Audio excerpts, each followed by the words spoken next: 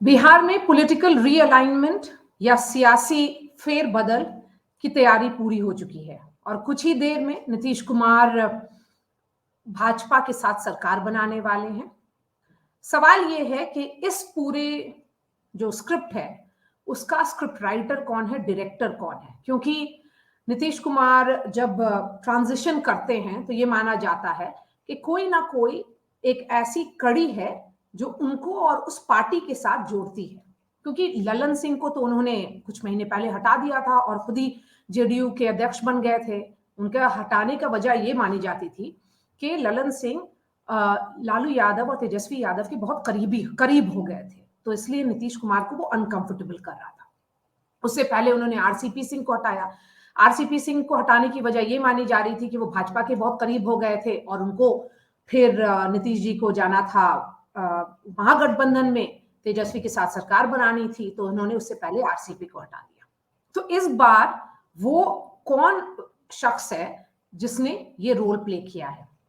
हमारे सूत्र ये बता रहे हैं कि ये रोल नीतीश कुमार और directly top leadership of the BJP के बीच में तय हुआ है, और जो भूमिका निभाई है मोडालिटीज की, वो कोई ब्यूरोक्रेट्स है। आपको अगर याद होगा कि नीतीश कुमार अपने पूरे पॉलिटिक्स में बहुत सारे चीफ मिनिस्टर्स की तरह भी अपने ब्यूरोक्रेट्स से बहुत ज्यादा डिपेंडेंट रहे हैं। वो उनको बहुत ज्यादा मानते हैं और करीबी माने जाते हैं उनके, क्योंकि वो सलाहकार भी, उनसे सलाह भी लेते हैं और शायद वो एक डायरेक्शन भी बताते हैं गवर्नेंस का। तो कुछ महीने पहले नीतीश के करीबी माने जाने वाले एक ब्यूरोक्रेट दिल्ली आए हैं। उन्होंने ये भूमिका निभाई है, उनका हम नाम नहीं लेंगे, लेकिन ये इंडिकेशन शायद सबके लिए बहुत होगा। उसके अलावा कुछ ब्यूरोक्रेट्स हैं दिल्ली में जो बिहार के हैं, जो नीतीश कुमार और भाजपा के करीबी माने जाते हैं, उन्होंने ये रोल प्ले किया है। जब पहले जो एनडीए थी उसमें नीतीश कुमार अरुण जेटली के बहुत करीब थे, और जब अरुण जेटली का डेथ हुआ उसके बाद से नीतीश और बीजेपी के बीच में एक लिंक जो होता था वो खत्म हो गया, और ये उनके साथ कौन समन्वय रखेगा, कौन बातचीत करेगा, वो भाजपा लीडरशिप तय नहीं कर पाई। नीतीश ने जब सरकार बनाई भाजपा के साथ चुनाव के बाद, 2020 के चुनाव के बाद, तो उन्होंने, भाजपा ने 2 डेप्यूटी चीफ मिनिस्टर्स बनाया, लेकिन Nitish Kumar as chief minister वापस आए, क्यों? डिस्पाइट कि उनके पास कम विधायक थे। भाजपा के पास नीतीश के मुताबिक डबल विधायक जीते थे, लेकिन फिर भी 2 उसके बाद रेणु देवी और तारकिशोर जी बने डेप्यूटी सीएम्स, और उसके बाद नीतीश कुमार ने सरकार बनाई। तो वो एक इक्वेशन नीतीश कुमार को अनकंफर्टेबल करने लगा, क्योंकि उनके जो करीबी माने जाते थे भाजपा के, वहां पे सुशील मोदी थे।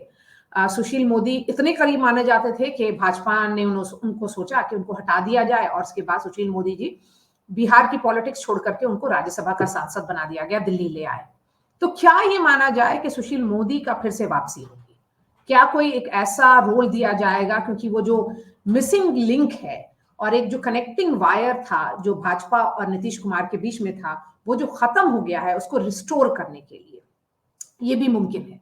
और ये भी कहा जा रहा है कि जब गृह मंत्री बिहार आए थे और नीतीश कुमार और उनके बीच में एक पब्लिक मीटिंग में जब मीटिंग हुई, तो नीतीश ने उनका काफी गर्मजोशी से स्वागत किया था। वो तस्वीरें भी पब्लिक डोमेन में है।